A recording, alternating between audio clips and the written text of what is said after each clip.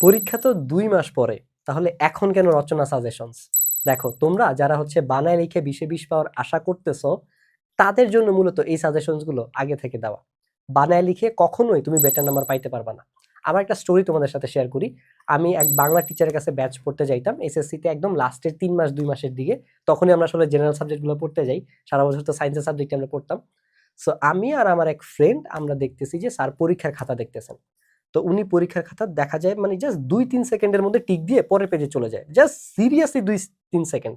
আমি মোটেও এক্সাজারেট করে বলতেছি না। 2 সেকেন্ডের মধ্যে জাস্ট উনি টিক দিচ্ছেন, ভুল হলে গোল দিচ্ছেন, দেন পরের পেজে চলে যাইতেছেন।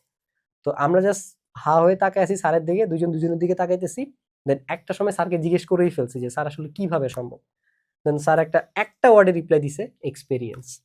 সো তোমরা যারা বানায় লিখে 20 পাওয়ার স্বপ্ন দেখতেছো, তোমাদের জন্য একটা কথা বলি, হ্যাঁ?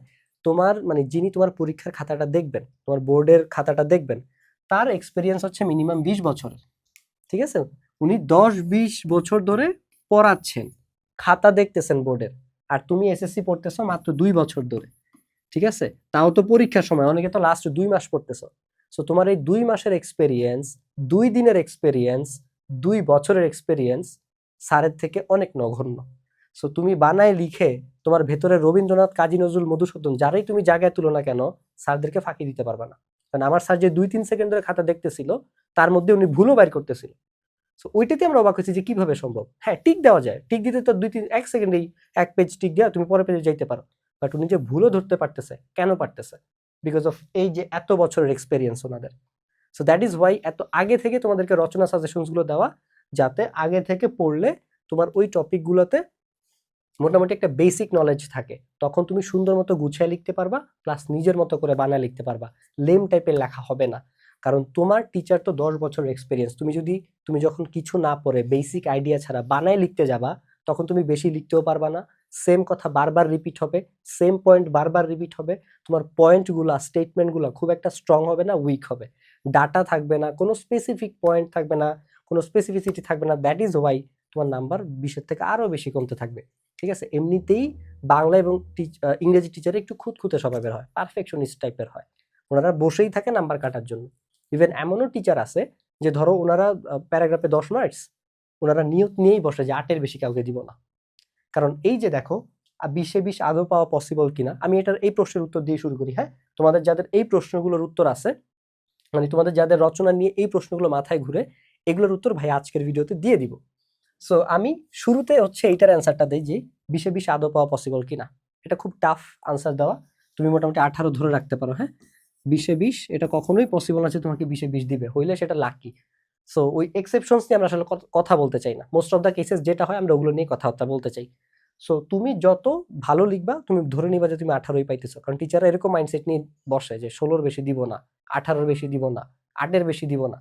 সো টিচার যখন এই মাইন্ডসেট নিয়ে বসে, সেখানে তুমি স্বপ্ন দেখতেছো তুমি 20-এ 20, 10-এ 10 পেয়ে উল্টায় ফেলবা। সো যারা পায় 10-এ 9, 20-এ 19, ওগুলো এক্সেপশনাল কেস ভাই। ওগুলো এক্সেপশনাল কেস। কারণ ওই যে আমি বললাম, এটা ডিপেন্ড করে তোমার খাতা কোন টিচারের কাছে গেছে। উনি কি হাত খুলে নাম্বার দেন, নাকি নাম্বার দিতেই চান না? যেমন আমার তোমরা জানো আমার 50,000 টাকার একটা স্কিল ডেভেলপমেন্টের কোর্স আছে। সো ওইখানে আমার একটা স্টুডেন্ট ছিল, ওর নাম হচ্ছে গিয়ে তানজিম। ওর বাবা হচ্ছে গিয়ে হেড এক্সামিনার। তো আঙ্কেলের আন্ডারে 10 জন টিচার খাতা দেখতো। তো আঙ্কেল নিজেই এই 10 জনের উপর বিরক্ত ছিল। কেন জানো? 10 জনের খাতা দেখার স্টাইল 10 রকম। কেউ হাত খুলে নাম্বার দেয়, কেউ নাম্বার দিতেই চায় না। সো এই যে আমার স্টুডেন্টের বাবা হেড এক্সামিনার, ওনার নিজের মুখের কথা। সো তোমার খাতা আসলে কোন ধরনের টিচারের কাছে গেছে? উনি কি হাত খুলে নাম্বার দেন, নাকি গিফটামি করে নাম্বার দেন? ওটার উপরে বেস করে তুমি আসলে 20-এ 20 আদৌ পাবা কিনা। সো এটা আসলে তোমার হাতে নাই। তুমি একটা কাজই করতে পারো, তোমার সাইড থেকে যত বেটার তুমি লিখে যাইতে পারো। ঠিক আছে? That's it. সো এটার উত্তর আমি দিয়ে দিছি। এইটা আসলে রচনার ক্ষেত্রে খুব একটা ম্যাটার করে না। পেজ তুমি মিনিমাম 20 পেজ লিখবা। এখানেও আরেকটা স্টোরি আছে। আমি 2024 সালে একটা ভিডিও বানাইছিলাম 30 পেজ রচনা লেখার জন্য। আমি স্টোরিটি আমারটা বলছিলাম যে আমরা ফ্রেন্ডরা কম্পিটিশন করে রচনা লিখতাম, যে কে কত পেজ লিখতে পারে, কে কত নাম্বার পেয়েছে ডাজন্ট ম্যাটার, কে কত পেজ লিখতে পারে, এটা আমাদের মধ্যে কম্পিটিশন চলতো। সো আমি ওদেরকে বলছি 20 পেজের বেশি লিখতে, তোমরা 25 পেজ লিখবা, এরকম সেরকম। তো পোলাপাইন আমাকে কমেন্ট বক্সে মোটামুটি খুব ভালোই শান্টিং দিছে। তো আমার তখন মেন্টরশিপের একটা স্টুডেন্ট ছিল 24 ব্যাচের। ওর মা এসএসসি তে বৃত্তি পাইছে, ওর বাসায় যে ম্যাম বা ম্যাডাম ওকে পড়াইতো উনিও এসএসসি তে বৃত্তি পাইছে। তো ওই মেয়ে আমাকে বলতেছে, যেহেতু মেন্টরশিপের স্টুডেন্ট ছিল, ফোনে আমরা কথা বলতে পারতাম। সো আমাকে ফোনে বলতেছিল যে ভাইয়া সবাই কমেন্ট আপনাকে এরকম করতেছে, নেগেটিভিটি শো করতেছে, বাট আমার মা এবং আমার টিচার দুজনে এসএসসি তে বৃত্তি পাওয়া, ওনারা আমাকে নিজেরাই বলে দিছে যাতে আমি বেশি বেশি লিখি, যত বেশি লিখতে পারি তত বেশি number. So this is the reality, this is the reality. এখন তোমরা কেন এটা মেনে নিতে পারো না? কারণ ভাইয়া 13 পেজের বেশি লিখতে পারি না, 15 পেজের বেশি লিখতে পারি না, সেটা তোমার লিমিটেশনস। অনেকে আরামসে লিখে। সো তোমার লিমিটেশনসটাই কি আসলে তুমি স্ট্যান্ডার্ড হিসেবে দাঁড় করাইতে পারো না। ঠিক আছে, যে তুমি 6 মারতে পারো না তার মানে 6 মারা নিষিদ্ধ ক্রিকেট খেলায়, ব্যাপারটা তো এরকম হয়ে গেল তাইলে, তাই না? যে তুমি 20 পেজ লিখতে পারো না তার মানে 20 পেজের বেশি রচনা লেখা যাবে না। তোমার লিমিটেশনসকে তুমি কখনো স্ট্যান্ডার্ড হিসেবে দাঁড় করাইতে পারো না, সেটা তোমার দুর্বলতা, তোমার লিমিটেশনস, তুমি সেটা নিয়ে কাজ করো। সো এই জন্য 20 যত বেশি নাম মিনিমাম তুমি মাথায় রাখবা যে ভাই আমি 20 পেজ লিখবো, এটা মাথায় সেভ করো না, কষ্ট হলেও সেভ করো না, ঠিক আছে? So this is the thing. সর্বোচ্চ কত মার্কস পাওয়া যায় অলরেডি এটা আমি বলে দিছি, তোমরা ধরে রাখবা 18। তাহলে রিয়ালিস্টিক ক্যালকুলেশন হবে যে তুমি কত পাইতে পারো। কয়টা পয়েন্ট লিখবো এটা আসলে, এটাও আমি তোমাকে একটা সেট মার্ক দিয়ে দিই, 12 থেকে 15, ঠিক আছে? 12 থেকে 15, কেন এটাও মানে কম লিখলে প্যারা, কম লিখবা না, 12টা লিখলে বেশি লিখবা, কারণ এটা ডিপেন্ড করে রচনার উপরে। কিছু রচনার পয়েন্ট বানানো যায় না, ওই যে সময়ানুবর্তিতা। কিছু রচনা তুমি পয়েন্ট বানা উড়াই ফেলতে পারবা, বাংলাদেশের মুক্তিযুদ্ধ, মাদকাসক্তি ও তার প্রতিকার, এগুলো তো পয়েন্ট তো মানে 30টা এমনিতেই বানানো যায়, এরকম অবস্থা। কি কথার কথা বললাম। সো এটা ডিপেন্ড করে কোন রচনা আসতেছে, ঠিক আছে, তার উপরে ডিপেন্ড করে। তোমাকে আমি জাস্ট একটা অ্যাভারেজ বা সেট মার্ক দিয়ে দিলাম যাতে তুমি এটা মাথায় রেখে এতগুলো পয়েন্ট লিখতে পারো। কারণ এখানে একটা ইন্টারেস্টিং পয়েন্ট আছে, তোমার টিচার আদৌ খাতা পড়ে কিনা, নিজে পড়ে কিনা, নাকি ওনার স্টুডেন্টদেরকে দেখায়, who knows. This is Bangladesh guys. আমরা স্টোরিগুলো জানি। এটাও আমার একটা স্টোরি, এটার সাথে আমার একটা স্টোরি আছে। এনডিসিতে আমাদের তখন বায়োলজি ক্লাস হইতেছিল, সম্ভবত Marlene ma'am, sorry Marlene ma'am না, অ্যাডলিন ম্যাম, মার্লিন ম্যাম তো বাংলা নেয়। সো অ্যাডলিন ম্যাম হচ্ছে বায়োলজি ডিপার্টমেন্টের হেড। তো অ্যাডলিন ম্যাম বায়োলজির ক্লাস নিচ্ছিলেন। তো আমাদের এক সিনিয়র ভাইয়া, উনি এনডিসি 18 ব্যাচের হবে, আমরা তো 17 ছিলাম, সরি 19 ছিলাম, উনি 18 ব্যাচের হবে। তো ওনাদের রেজাল্ট দিছে, তো ম্যামকে রেজাল্ট জানাইতে আসছে। তো ভাইয়া বায়োলজিতে জিপিএ 5 পায় নাই, এ প্লাস পায় নাই, আই মিন 80 পায় নাই। তো ম্যাডাম জিজ্ঞেস করছে যে রিটেনে কত পাইছো? তো রিটেনে উনি 50-এ 27 পাইছে। তো ম্যাডাম বলতেছে যে ঠিক আছে। তো তো ভাইয়া চলে গেছে। তো ম্যাডাম আমাদেরকে বলল যে আমার স্টুডেন্ট, আমি জানি কমপক্ষে হইলো 45 পাওয়ার কথা, কিন্তু ভাইয়া পাইছে 27। চিন্তা করো, অর্ধেকের নাম্বার। তারপরে ম্যাম আমাদেরকে একটা কোশ্চেন করলো যে তোমরা বোর্ড পরীক্ষার খাতা কে কে দেখছো? তো পিছন দিক থেকে আমার কয়েকটা ফ্রেন্ড আশপাশ থেকে হাত তুলছে, যারা গ্রাম থেকে আসছিল, ওরা বিভিন্ন জন, তো ওরা হাত তুলছে। তো ম্যাম একটা কথাই বলছে যে যখন অন্যদের বোর্ড খাতা দেখছো তখন অনেক মজা লাগছে না? তোমাদের খাতা অন্যরা দেখবে, তখন তোমাদেরকে এরকম কমায় নাম্বার দিবে, তখন দেখো যে মজা কিরকম লাগে। সো ম্যাম ইনডাইরেক্টলি বোঝানোর চেষ্টা করছেন যে টিচার আসলে ঠিকমতো খাতা দেখেন নাই। কারণ ম্যাম তো কনফিডেন্টলি বলছে যে আমার স্টুডেন্ট, আমি জানি ও মিনিমাম 45 পাবে। সো টিচার আসলে খাতা দেখেনি, ও হয়তো অন্য কাউকে দেখাইছে বা আন্দাজে এভারেজে নাম্বার দিয়ে গেছে। So this is Bangladesh, so many things can happen, and আমাদের এটা আসলে অ্যাকসেপ্ট করে নিতে হয়। সো এখানেও ওই স্টোরিটা আমি তোমাকে বললাম, এমন হইতে পারে জাস্ট পয়েন্টগুলো দেখে দেখে তোমাকে নাম্বার দিতেছে। সো তোমাকে এত আগে থেকে, আচ্ছা এটার অ্যান্সারটা দিয়ে নেই তারপরে বলতেছি যে এত আগে থেকে কেন রচনা সাজেশন দিতেছি।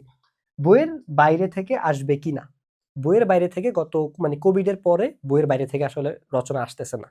আমি তারপরও গত 3 বছর বইয়ের বাইরে থেকে রচনা সাজেশন দিতাম, বাট এই বছর দিচ্ছি না, কারণ এত বছর আসতেছে না। যদি আল্লাহ না করুক চলে আসে, তুমি ভয় পাও না, তুমি একা মারা খাবা না, সবাই মিলে গ্রুপ ওয়াইজ তোমরা মারা খাবা, বাট বিশ্বাস রাখো আসার পসিবিলিটি নেই, এতদিন আসে নেই, তোমাদের সাথে আর কি শত্রুতা, তাই না?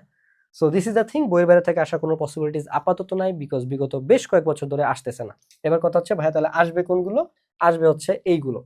সো এই 8টা আমি তোমাদেরকে দিয়ে দিলাম, তার মধ্যে এই 4টার মধ্যে এই 2টা মোস্ট ইম্পর্টেন্ট, এখানে 8টাই ইম্পর্টেন্ট, 8টাই তুমি পড়ে যাবা, বাট এই ইম্পর্টেন্টের মধ্যে আমি আরো মোস্ট ইম্পর্টেন্ট গুলো তোমাকে বলে দিচ্ছি।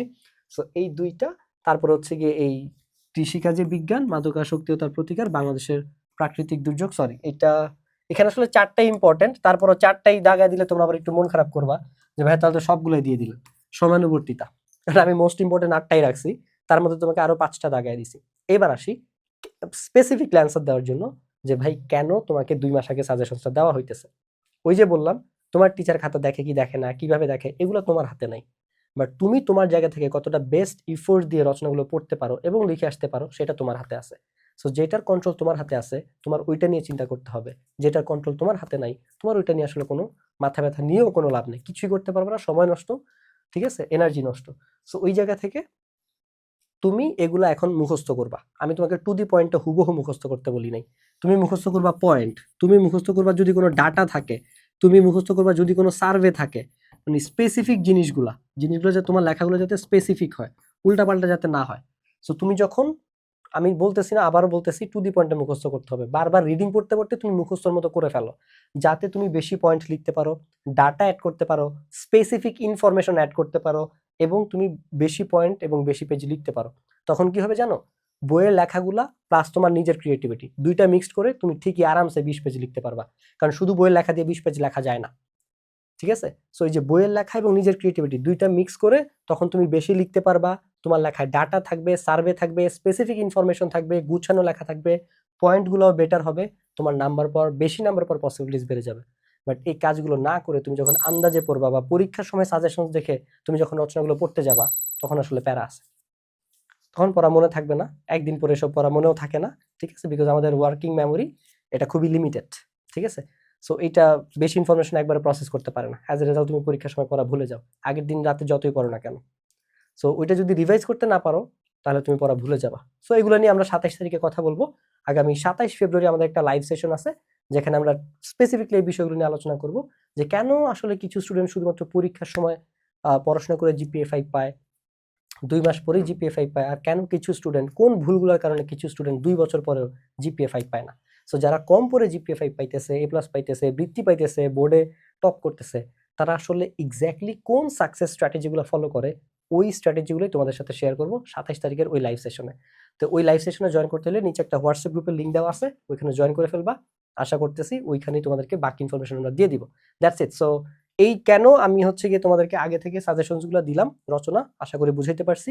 জাস্ট 1-2 লাইনে সামারি করে দিতেছি, যাতে তুমি আগে থেকে মুখস্থর মতো করে মানে পড়ে ফেলতে পারো, এই টপিকগুলোতে বেসিক আইডিয়াটা ভালো রাখতে পারো, যাতে তুমি বইয়ের ইনফরমেশন, স্পেসিফিক ইনফরমেশন এবং নিজের ক্রিয়েটিভিটি দুইটা মিক্সড করে বেশি বেশি লিখতে পারো এবং ভালো করে লিখতে পারো, যাতে তুমি ভালো মার্কস ক্যারি করতে পারো। That's it.